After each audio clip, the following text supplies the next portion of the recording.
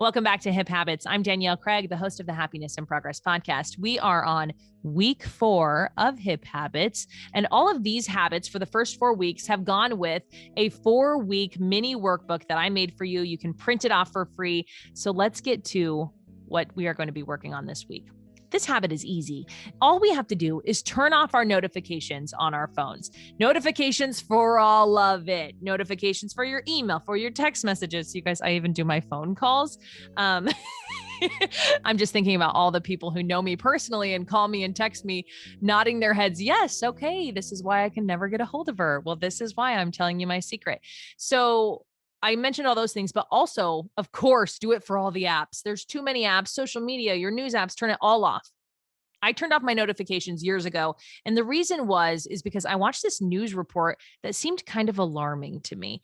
I can't remember which network it was on, but basically they had these teenagers sitting there, and then behind them were their phones, and their phones would ping, and they were measuring in the teenagers what was happening. The experts on hand were measuring things that were happening in the teenager's body. And when that ping would happen, they would see that there was a feel good chemical response. That dopamine was just going straight up, shooting straight up in the brain.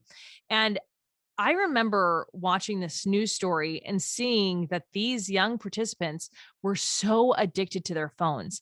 And I realized I had that same relationship with my phone. I was waiting for the ding. I was waiting for the notification. And then a little bit later, I saw some more research that showed that when Facebook was putting together how we were receiving notifications, it was specifically to get us to feel, you see all those hearts and see the number of people who liked your stuff.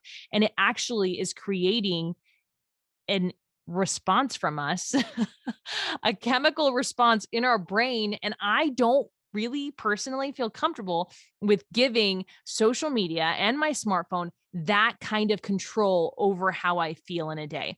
So I turned it all off. Of course, you can keep some of it on. If I do have to keep my phone ringer on when my kids are at school between the food allergies and some erratic behavior.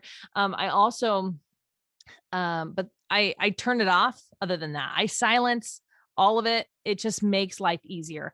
When it comes to notifications, there's a few really good benefits from this. Number one, it sets your availability boundaries with other people.